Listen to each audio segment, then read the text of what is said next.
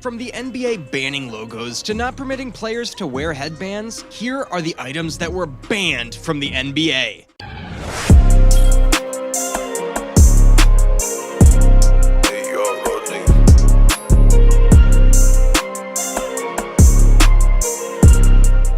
In 2013, NBA player Iman Shumpert made headlines for his unique haircut, a mohawk with the word Adidas shaved into the side of his head. The haircut quickly gained popularity and became known as the Adidas haircut. It even spawned a trend, with other players and fans copying the style. However, the NBA was not a fan of Shumpert's haircut. In fact, they actually banned it. According to league rules, players are not allowed to have any commercial logos or branding on their haircuts. The league cited this rule when they told Shumpert to cover up the Adidas on his haircut. Shumpert complied, but he still received a lot of attention and praise for his bold and creative haircut. Jordans are one of the most popular sneakers throughout the NBA, but did you know that they were actually banned? In 1984, Michael Jordan's rookie year saw the release of his first signature sneaker, the Air Jordan 1. The Air Jordan 1s caused quite a stir with their bold black and red colorway, which went against the NBA's uniform regulations at the time. As a result, the NBA incurred a fine of $5,000 every time Michael Jordan wore the shoes on the court. But rather than deterring Nike, the fines only served to fuel the hype surrounding the shoes. The banned aspect of the Air Jordan 1s only made them more desirable, and they quickly became a must-have for sneaker collectors and resulted in them becoming one of the most iconic sneakers of all time. Wait, but hold up.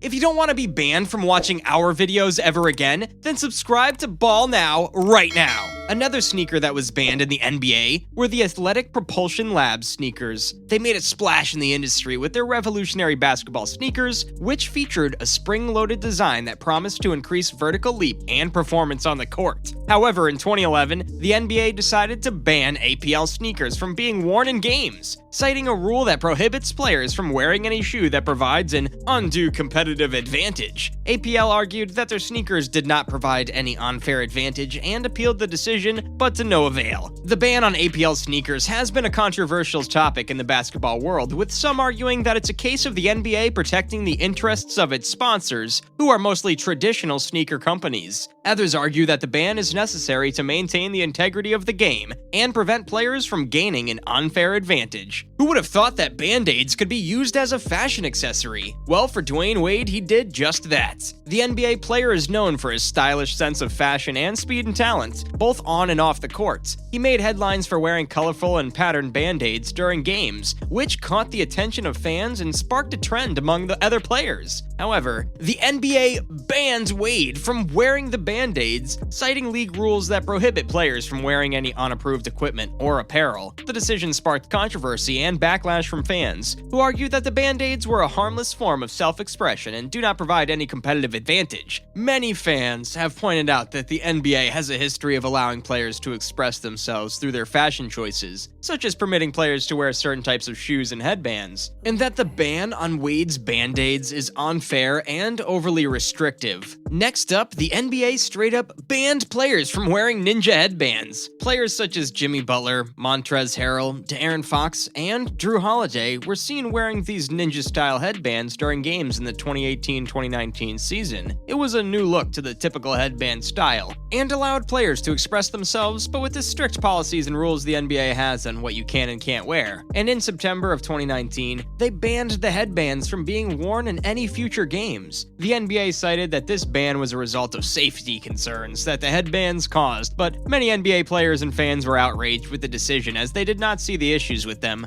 But ultimately, the debate over the ninja headband ban was just another example of the delicate balance that the NBA must strike between allowing players to express themselves whilst maintaining a professional environment. In the 1980s, the league decided to take things a step further and implemented a complete ban on jewelry. This included everything from earrings to pendant necklaces and chains. Some of the biggest names at the time, such as Wilt Chamberlain, Julius Erving, Nate Thurman, Daryl Dawkins, and Michael Jordan, wore gold chains during games, but the ban completely stopped them from doing so. According to some sources, the ban on jewelry was put in place to prevent players from being injured by being caught on something during the course of a game. Others argue that the ban was more about maintaining a certain level of professionalism and appearance on the court. With the league becoming increasingly popular and televised, the league wanted to present a polished image to the public. But as you can imagine, like with all bans in the NBA, the ban on jewelry was not well received by many players. Many of them wore jewelry as a form of self-expression and were upset that they were being told that they couldn't do so on the court. In the early 2000s, the NBA decided to ban do-rags from being worn during games after the Indiana Pacers center Sam Perkins wore a do-rag during an NBA preseason game. For those unfamiliar with do-rags, they're a type of headwear often worn by black men to protect and style their hair. They have a long history and cultural significance within the black community, and many see them as a symbol of pride and identity. The decision to ban do-rags was met with a lot of backlash from players and fans who saw the ban as an attack on black culture and personal expression. The league cited a dress code policy stating that all players must adhere to business casual attire. The ban yet again touched a nerve for many people. Do you think NBA players should be allowed to rock do-rags in game? Over the years, a handful of NBA players have been seen wearing face masks, most notably Rip Hamilton, who after experiencing a nose injury and then wore a face mask, but then continued to wear one for the rest of his career and becoming a signature trademark for the player. However, other players such as Kobe Bryant and Kyrie Irving have also been seen wearing the iconic face masks. But in February of 2014, LeBron James put on the iconic black carbon fiber mask during 31 points that night and doing typical LeBron James stuff as he soared to the rim and shot 13-19. But after this game, the NBA told LeBron he could no longer wear the iconic black mask. Ultimately, the NBA's decision to ban black carbon fiber masks was an attempt to prioritize the safety and visibility for all players on the court. First seen on at the time the Boston Celtics player Rajon Rondo, the upside-down headband logo was straight up